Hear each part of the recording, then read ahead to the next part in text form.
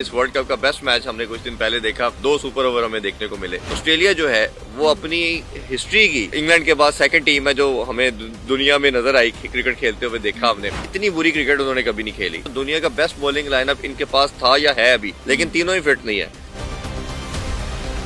15 को पाकिस्तान की टीम का जो बैटिंग ऑर्डर है उसके लिए क्या मशवरा है आप? एशिया कप के फाइनल में क्या हुआ, 10 ओवरों में 115 और 147 में पूरी टीम ऑल आउट होगी। जो वर्ल्ड चैंपियन टीमें बनती हैं वही बनती हैं जो गेम को सेस करती हैं। अस्सलाम वालेकुम एवरीवन। T20 वर्ल्ड कप की स्पेशल डिस्कशन के साथ मैं सानिया मुमताज हूँ और मेरे साथ है स्पोर्ट्स एंकर और एनालिस्ट चौधरी इरफान जहीर।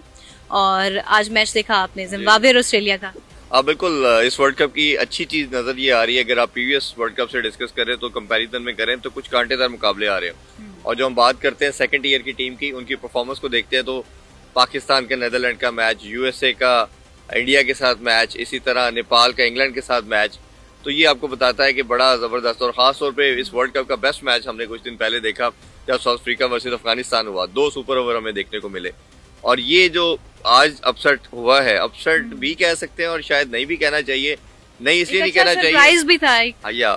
अच्छा सरप्राइज भी। और दूसरा अगर रिकॉर्ड देखें बड़ा इंटरेस्टिंग है। ऑस्ट्रेलिया जो दुनिया की one of the best side है, 5 दफा के वर्ल्ड चैंपियन, ओडीआई के अंदर एक उन्होंने वर्ल्ड कप जीता है, T20 का टेस्ट चैंपियनशिप जीती हुए है।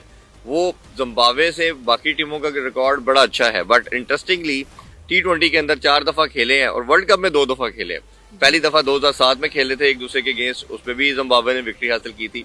और आज 2026 में भी ये खेल रहे हैं तो आज भी उन्होंने विक्ट्री हासिल की है। और अगर आज की विक्ट्री के वाले से फर्दर बात करें तो इसका क्रेडिट आपको जिम्बाब्वे की पूरी मैनेजमेंट को देना पड़ेगा। ये 2-2.5 साल से कोर एक साथ खेल रहा है। सिकंदर रजा की लीडरशिप, जब से सिकंदर रजा को इन्होंने कप्तान में अपॉइंट किया, वो आप जानते हैं कितना जबरदस्त इंसान है। खासतौर पे उसकी जो परफॉर्मेंस थी लाहौर कलंदर के लिए, वो एक ड्रामेटिक, एक फिल्मी सीन था कि किस तरह वो लैंड किए स्टेडियम में, दुबई पहुंचे यूके से, फिर उधर से अबू धाबी पहुंचे, उधर से फ्लाइट ली और फिर वो लाहौर 6 बजे लैंड कर रहे हैं, 6:15 या 6:20 पे वो स्टेडियम आ रहे हैं और 6:30 मैच था। और कुछ वैसे एंटरटेनमेंट आज भी हमने देखा। वो उनकी लीडरशिप की ये क्वालिटी है। वो ऐसे आदमी है कि बहुत कमिटेड है अपनी गेम के साथ, फिर वो टीम को जेल करता है बड़ा अच्छा। और इनकी टीम के जो 2-4 प्लेयर हैं, मदर रबानी की बात करें, बेनेट मुझे बड़ा पसंद है, एवंस बहुत शानदार बॉलर है।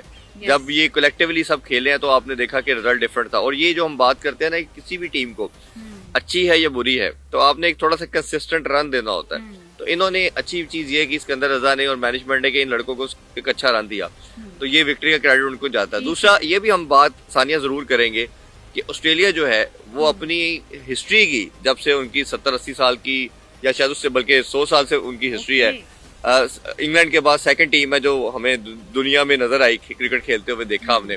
वो ऐसी इतनी बुरी क्रिकेट उन्होंने कभी नहीं खेली। वो रिसेंटली हमने देखा कि हमारे अगेंस्ट भी वो। तो अब क्या वजह बनी होगी इरफान, इतनी बड़ी क्रिकेटिंग नेशन जो है कोलैप्स कैसे कर गई? उनके बैटर्स नहीं टिक पा रहे थे, उनके सारे बैटर्स जो हैं मैच विनर्स हैं इंक्लूडिंग देयर कैप्टन, लेकिन आज ऐसा क्या था मसला उनके साथ? मैं वही बता रहा हूँ कि इनकी पूरी की पूरी टीम का ना एक सिस्टम जैसे कहना चाहिए वो ये शटर्ड हो चुका है। सबसे पहले अगर बैटिंग की बात करें तो हिस्ट्री की सबसे वीकेस्ट इनकी बैटिंग लाइनअप नजर आती है आपको, जहाँ डेविड वार्नर थे, स्टीव स्मिथ थे, मिचेल मार्श कप्तान है बट अभी फिट नहीं है, नहीं खेल रहे। अभी आप पूरी लाइनअप देखते हैं तो आपको सिर्फ एक ट्रेविस हेड नजर आते हैं और एक ट्रेविस मैक्सवेल भी तो है। मैक्सवेल है, लेकिन Maxwell is not a consistent batsman. वो तो आपको पता है एंड में आगे कैमियो खेलते हैं। वो हर दफा थोड़ा ही होता है कि जिस तरह अफगानिस्तान के अगेंस्ट उन्होंने 2023 में इनिंग्स खेली थी। तो बाकी बैटिंग आप देखेंगे तो वो सारे के सारे पावर हिटर है। इसका मकसद ये है, आपको ये बताती है कि आपको कहीं ना कहीं ऐसे टोटल या ऐसी पिचेस के ऊपर एक एंकर करने वाला जो रूड, स्टीव स्मिथ, विलियमसन जैसा बैट्समैन चाहिए। स्टेबिलिटी लैक कर रही है ऑस्ट्रेलिया के बैटिंग ऑर्डर। ये एकदम क्लस्टर में विकेट गिरती रही है, तो एक बैटर ऐसा जरूर होना चाहिए था वो जो इनिंग्स को बिल्ड करता लेके जाता, तो वो बड़ा क्लैरिटी से लैक कर रहा है। दूसरा अगर बॉलिंग लाइनअप देखते हैं तो दुनिया का बेस्ट बॉलिंग लाइनअप इनके पास था या है अभी, लेकिन तीनों ही फिट नहीं है। हेजलवुड है, हेजलवुड तो आया स्क्वाड में बट अभी खेल नहीं रहे, वो भी शायद मुझे लगता है कि इंजरी से रिकवर कर रहे हैं। पैट कमिंस हैं, वो भी नहीं आए, उन्होंने आना था बट वो भी फिट नहीं हो पाए। फिर मिचेल स्टार्क है, वो T20 से रिटायरमेंट ले चुके हैं। तो ये जो दुनिया का बेस्ट ट्रायो था वो भी आपको लगता है कि जब नहीं होगा तो एक बहुत बड़ा गैप है। जैसे ब्रेटली थे, मैग्राथ थे, शेन वॉर्न थे, ये दुनिया के बेस्ट थे। जब ये गए तो इनको 2-3 साल लगे दोबारा सेटल होने में। उसके बाद आपने देखा कि ये ऑस्ट्रेलिया 2015 में जाके फिर ठीक हुई और फिर ये वर्ल्ड चैंपियन बने। तो अभी मुझे लगता है कि इनका ना रीबिल्डिंग फेज जो हम पाकिस्तान के लिए या सब कॉन्टिनेंट की टीम के लिए सुनते हैं, जेन्युइन ऑस्ट्रेलिया का रीबिल्डिंग फेज आ गया। और शायद मुझे लगता है कि इनको स्टीव स्मिथ को लाना चाहिए था, जिस तरह का बिग बैश खेला उन्होंने, जिस तरह का एक्सपीरियंस है, शायद ऐसा अगर इनकी बैटिंग लाइनअप के अंदर एक ऐसा सीनियर बैटर होता तो आज का मैच ये ना हारते। होने को तो कुछ भी हो सकता है, बट ये इनकी जो एक कंप्लेसेंट परफॉर्मेंस नजर आ रही है वो उसी की रीजन नजर आती है कि ये बैटिंग के अंदर एक्सपीरियंस लैक कर रहे हैं। अच्छा, इनकंसिस्टेंट बैटिंग ऑर्डर से मुझे पाकिस्तान याद आ गई है। 15 को पाकिस्तान की टीम का जो बैटिंग ऑर्डर है उसके लिए क्या मशवरा है आपका? देखिए, सबसे पहले तो मैं ये चाहता हूँ, विश करता हूँ पाकिस्तान जीते। उसके जीतने का एक टूल तो ये है कि आपको विकेट को सेस करना है। अब अभी हम शो में बात कर रहे थे कि एशिया कप के फाइनल में क्या हुआ, 10 ओवरों में 115 और 147 में पूरी टीम ऑल आउट होगी। आपने सिंपली इसमें करना क्या था, आपके विकेट को सेस करना होता है। जब आप देखते हैं कि विकेट पे हिटिंग आसान नहीं है, कई जो ग्रिपी विकेट्स होती हैं जो ब्रेसिव होती है, शुरू में बैट पे बॉल अच्छा आता है, बाद में बॉल फंसना शुरू हो जाता है। जब अगर ऐसी कंडीशन और जो कि मोस्ट लाइकली हो सकती है प्रमद आसा की, क्योंकि ये फास्ट बॉलर को ज्यादा सूट नहीं करती, तो पाकिस्तान हैज अ चांस। तो उसमें आपके बैटर के ऊपर ये रिस्पॉन्सिबिलिटी है कि आपको ये नहीं करना कि 200 के चक्कर में 150 पे आउट हो जाए। उसमें आपने क्या करना है कि पुश करके जो रीजनेबल टोटल सेस करना है आपने कि कितना होना चाहिए। वो अगर 160-70 पे आप मैच जीत सकते हैं तो डोंट गो फॉर 200। अगर आप जाएंगे तो फिर पॉसिबिलिटी भी बनेगी आपकी कि आप कोलैप्स करेंगे, चोक करेंगे, जैसे आप फाइनल में एशिया कप में हुआ, जीता हुआ मैच। बल्कि दोनों मैच, सेकंड और थर्ड जो मैच था एशिया कप का, वो पाकिस्तान बहुत अच्छी कंडीशन में था। वो सिंपली आपने 10-15 रन और करने थे और आपने मैच जीत जाना था। बट क्या किया आपने, एक्स्ट्रा पुश किया कि हम किसी तरह 200 की तरफ जाएं।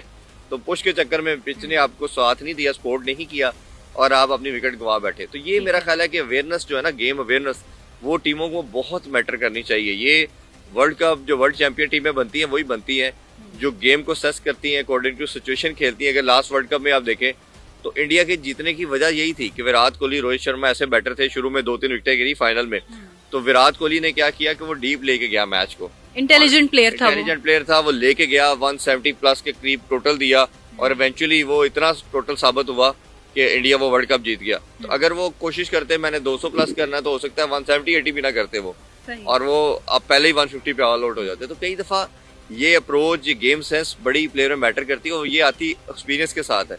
बट इधर कोचेस का भी रोल बड़ा इंपॉर्टेंस रखता है कि वो बाहर से, क्योंकि अंदर आपकी सिचुएशन और होती है, बाहर से आप किसी और तरह एनालाइज कर रहे हैं। प्रेशर हैंडलिंग में कैप्टन और कोचेस का कितना ज्यादा दखल होगा? होते ही इन दो लोगों का सबसे मेनली कैप्टन का होगा, क्योंकि उसने असेस करके जब फील्डिंग कर रहे हैं, आप फील्ड चेंजिंग करनी है, उसने बॉलर को लगाना है, किसको किस पोजीशन पे यूज करना है, बॉलर के साथ उसने बात करनी है। कोच का पूरा गेम प्लान ओवरऑल बनाना है। जो कप्तान को अंदर समझ नहीं आ रही, आपने बाहर से मैसेज दे सकते हैं, आप बाहर से अच्छा असेस कर रहे हैं, आपका टेम्परामेंट उससे बेहतर होना चाहिए कप्तान से, आपकी गेम प्लानिंग उससे बहुत बेहतर हो। कोच का पर्पज ही शायद क्रिकेट में ये है। अदरवाइज इस लेवल के ऊपर कोचिंग ये थोड़ा ही है कि बैट ऐसे लेके आए, ऐसे लेके आए। वो लड़के ऑलमोस्ट होते हैं, मैन मैनेजमेंट होती है और प्लस आपकी गेम की एग्जीक्यूशन का प्लान देना कि ऐसे एग्जीक्यूट करें आप। तो मेरा ख्याल है कि आपको पिच को सेस करना बहुत जरूरी है और उसको गेम उसके अकॉर्डिंगली सेस करके करें।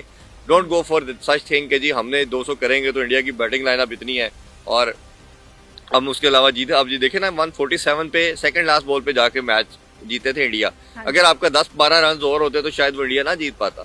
तो आपने अभी भी सेंसिबल चलना है, अकॉर्डिंग टू सिचुएशन चलें, तो मेरा ख्याल है Pakistan has very good chance. अच्छा, एक और सवाल है, सलमान मिर्जा का आप क्या स्कोप देखते हैं? 15 फरवरी के मैच में उनको शामिल करेंगे या नहीं करेंगे? और फखर जमान जो हमारे प्लेयर हैं, आपको लग रहा है कि अब अगले मैच में वो यूटिलाइज होंगे, क्योंकि लास्ट टाइम वो नहीं थे? देखिए, सलमान मिर्जा मेरे ख्याल में ऑटोमेटिक चॉइस आपकी होनी चाहिए थी, लास्ट मैच में भी होना चाहिए था, बट ये एक्सपीरियंस के साथ जा रहे हैं। एक्सपीरियंस भी ठीक है, बट मेरा मानना ये है कि जिसकी फॉर्म लगी हुई है ना, जिसकी फॉर्म अच्छी है, आप उसको यूज करें। वो कोई भी है, रिगार्डलेस नया है या सीनियर है, फॉर्म वाले को यूज करें। तो सलमान मिर्जा जिस तरह परफॉर्म करता आ रहा है, नीदरलैंड के अगेंस्ट उसने बॉलिंग की। शाहीन का प्रॉब्लम ये है, नई बॉल से जो उनकी यूनिकनेस है, विकेट्स भी नहीं ले पा रहे और एंड में भी बहुत रन दे रहे हैं। तो कंसिडरिंग दैट के भारत की जिस तरह की बैटिंग लाइनअप है, वो हिटिंग करेंगे। मेरा वोट तो ये है कि सलमान मिर्जा करे। जहाँ फखर की बात की, फखर को मेरा ख्याल है इस कम्बिनेशन जो बना ली है टीम मैनेजमेंट ने, इसको नहीं छेड़ेंगे वो। आई विश के होना चाहिए, बट मुझे लग नहीं रहा, क्योंकि आपकी बैटिंग स्टेबल है, आपके ऑलराउंडर स्टेबल है। फखर जब भी 2 डाउन आते हैं थोड़ा स्टेबलाइज कर देते हैं विकेट को। अगर पहले थोड़ा सा अच्छा स्कोर सेट हुआ हो तो फखर हमेशा हेल्पफुल रहे हैं इंडिया पाकिस्तान के मैचेस में। बड़ा प्लेयर है और लेकिन उसका नंबर ओपनर है ना, प्रॉब्लम सिर्फ ये आ रहा है कि वो नीचे उस तरह इफेक्टिव नहीं है। अगर तो वो ओपन पे आते हैं या मैक्सिमम नंबर 3 तक आते हैं तो इफेक्टिव है। लेट आते हैं लोअर मिडिल ऑर्डर में या मिडिल ऑर्डर में, तो उधर आपके पास गुंजाइश नहीं है, किसको आप बाहर निकाल के डालेंगे। क्योंकि बाबर की बात हो रही थी, बाबर ने लास्ट मैच में अच्छा किया, 46 किया हुआ है। तो आप उसको भी एक उस रोल में आप एडजस्ट कर रहे हैं इस तरह की ग्रिपी पिचेस के ऊपर। हाँ जी, तो वो आप मेरा ख्याल है बाबर के साथ ही जाएंगे। एक चेंज जो मुझे लग रहा है वो यही शायद आप कर सकते हैं। ठीक है, आखिरी सवाल मेरा आपसे ये है कि कल इंडिया और नमीबिया का मैच था और नमीबियन बॉलर्स छाए रहे। ऑल्दो इंडिया जीत गया लेकिन बॉलर्स, स्पिन बॉलर्स उनके बहुत अच्छा खेल के गए। उसमें से एरेस्मस थे, उनको उस्मान तारिक के साथ भी कंपेयर किया जा रहा है। एरेस्मस ने कल 4 विकेटें ली हैं अहम तरीन इंडिया की, और कहा यह जा रहा है कि जिस तरह से एरेस्मस ने तंग किया है सही तरह से इंडियन बैटर्स को, तो उस्मान तारिक भी है ना तगड़े साबित होंगे। और आपको लग रहा है बड़ा थ्रेट अभी भी उस्मान तारिक ही हैं, क्योंकि सबसे ज्यादा डिस्कशन भी उस्मान तारिक के बारे में हो रही है और थ्रेट्स भी जाहिर किए जा रहे हैं। इवन जो उनके प्लेयर हैं अश्विन, वो रीड आउट कर रहे हैं और बता रहे हैं कि उस्मान तारिक को ऐसे टैकल करना है, अपने बैटर्स को खुद से लेसन दे रहे हैं। देखिए, उन्होंने अश्विन ने पहले स्टेटमेंट बड़ी शानदार दी। उन्होंने कहा ये प्लेयर का काम नहीं है, ये आईसीसी का काम है। किसी भी प्लेयर पे अगर कोई उसके एक्शन को रिपोर्ट करता है, मैच रेफरी करता है रिपोर्ट, और फिर आप उसके बाद आईसीसी एक्शन लेती है। वो 2 दफा क्लियर करवा के आ चुके हैं। तो ये मेयर हाइप बनाने के लिए, आज से पाकिस्तान पे प्रेशर डालने के लिए, उस्मान तारिक पे प्रेशर बिल्ड करने के लिए ये सब उनका मीडिया और उनके लोग बातें कर रहे हैं। जहाँ तक बात रही नमीबिया के बॉलर की, उन्होंने बड़ी शानदार परफॉर्मेंस की। 4 स्पिनर्स को डील नहीं कर पा रहा इंडिया। हाँ, यही मैं शो में भी हम यही बात कर रहे थे कि जहाँ बॉल ग्रिप करेगी, स्पिन होगी, ये सारे हैं हार्ड हिटर, फ्रंट फुट पे खेलते हैं, मारते हैं। तो मारने वाले जहाँ इनको बैटिंग विकेट्स मिलेगी, जैसे इंग्लैंड का स्टाइल है बैटिंग का, तो ये बहुत ज्यादा मारेंगे, ये आपको 250-300 भी करते नजर आएंगे। बट जहाँ बॉल ग्रिप करेगी, थोड़ी फंसेगी, जो क्रिकेट टर्मिनोलॉजी में हम बोलते हैं, उसमें ये इनके लिए हिटिंग करना इतना कन्वीनियंट नहीं है। ये कोलैप्स भी हो सकता है, इनकी टीम फंस भी सकती है उसमें, फिर ये कहीं ना कहीं चोक करेंगे, जैसे यूएसए ने भी इनको किया। तो मेरा ख्याल है कि इंडिया की स्ट्रेंथ उनकी बैटिंग है, बट ये दोनों मैचेस की परफॉर्मेंस में कहीं ना कहीं वो थोड़े से परेशान जरूर होंगे कि पहले मैच में हम कोलैप्स हुए, सेकंड में भी हमारा एक मिनी कोलैप्स हुआ। वो तो हार्दिक पांड्या ने एंड में आके बहुत अच्छी इनिंग करके 200 प्लस किया, बट वो जिस तरह 6 ओवरों में, ऑलमोस्ट 7 ओवर में 100 हो चुका था, और वो जिस तरह जा रहे थे, वी वर थिंकिंग अबाउट कि ये 300 के करीब जाएंगे। तो उस लिहाज से तो 80-90 रन नीचे बने, जो जिस तरह का एक मोमेंटम इनको मिला था, जिस तरह का स्टार्ट मिला था इनको।